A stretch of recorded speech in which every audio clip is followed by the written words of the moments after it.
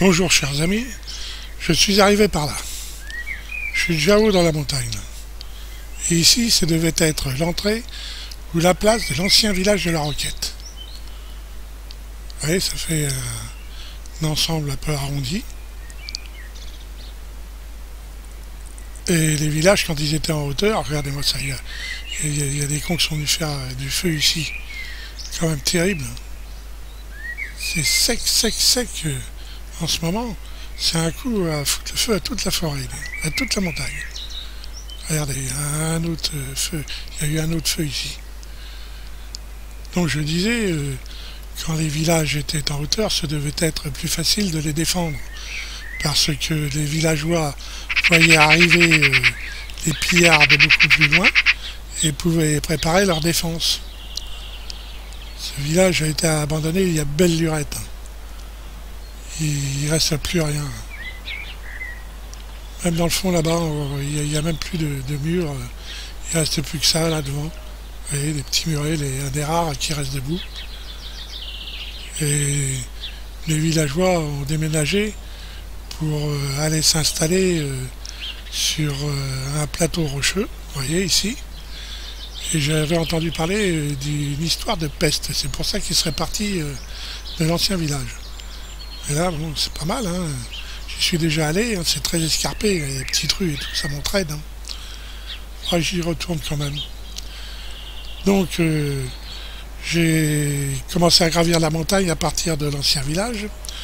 Il y a des endroits, c'est particulièrement raide, comme vous pouvez le constater.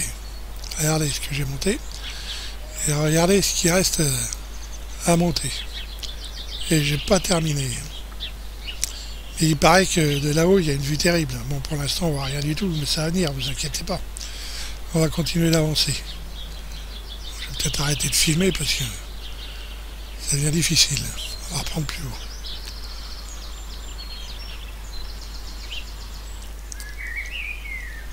Voilà, j'ai avancé, j'ai monté encore une bonne partie. Vous voyez, c'est tellement raide, je suis obligé de m'accrocher après des pierres et tout. C'est très dur. Et déjà là, on a une belle vue. Regardez ça. Là-bas, c'est la vallée du Var. C'est une belle vallée. Hein. Alors, le Var prend sa source dans la commune d'Entroum. Il est d'une longueur de 114 km. Et attention, c'est le seul fleuve à ne pas traverser le département qui porte son nom. Regardez ça un peu. Une belle étendue. Hein. Allez, on continue. On vient d'arriver tout en haut là avec Toutou, on s'est assis un peu hein, parce qu'on était crevés, on avait mal aux pattes. Hein. Vous voyez, il y a sa gamelle pour boire, il y a la bouteille de flotte, hein, on va pas se laisser abattre, hein, Toutou, hein, sans blague.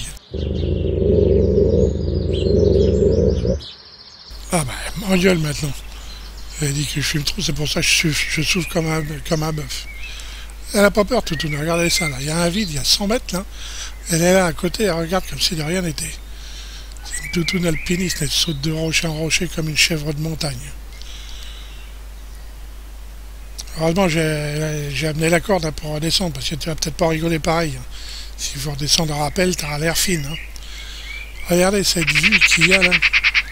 C'est phénoménal. C'est dommage, il y a de la brume.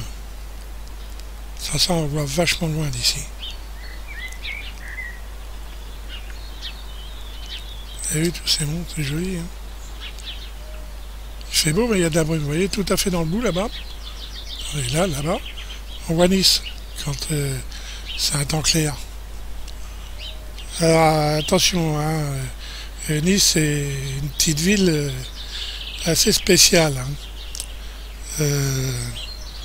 Comment dirais-je, elle a toujours gardé une certaine indépendance hein, dans l'ancien temps. Ses habitants étaient des têtus. Et je vais vous conter ça rapidement, pour instruire un petit peu les habitants de Nice. Bon, la ville et ses alentours, c'était le comté de Nice. En 1176, les Garibaldi de Monaco et de Gênes l'assiègent. Nice capitule, mais la ville n'ouvre pas ses portes. Elle négocie avec les Garibaldi et obtient son propre gouvernement. elle reste d'une certaine manière indépendante. En 1216, le comté de Nice prête fidélité au comte de Provence. Mais la ville, non. En 1388, l'État de Savoie crée les terres neuves de Provence et donne beaucoup de privilèges à la ville de Nice. Puis le royaume de Sardaigne englobe le tout et la ville garde toujours ses privilèges. En 1536, le trésor français confisque tous les biens des Niçois en Provence. François Ier voulut prendre la ville, mais il échoua. Et je crois qu'en 1706, Louis XIV s'y cassa le nez aussi. Là, c'est Saint-Martin-du-Var que vous voyez. En 1744, Nice est occupée par les Français. Mais rien n'est clair.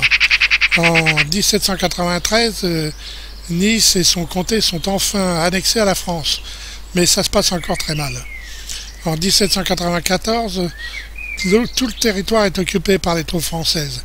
La résistance niçoise s'organise dans les montagnes et les fameux barbets infligent de nombreuses pertes dans les rangs français. En 1814, le 30 mai, le traité de Paris restitue Nice à la Sardaigne. En 1859, un traité secret est signé entre Napoléon III et le roi de Sardaigne pour chasser les Autrichiens d'Italie. En 1860, un autre traité est signé, légal celui-ci, et consent l'unité de l'Italie et du Piémont. En compensation de son aide, la France reçoit le comté de Nice et le duché de Savoie. Fin de l'histoire. Bon, ma chère Toutoune, on va ramasser nos bagages, prendre notre corde pour redescendre, et on va repartir direction la maison pour se reposer un peu. Ok, mademoiselle Toutoune, allez, en route.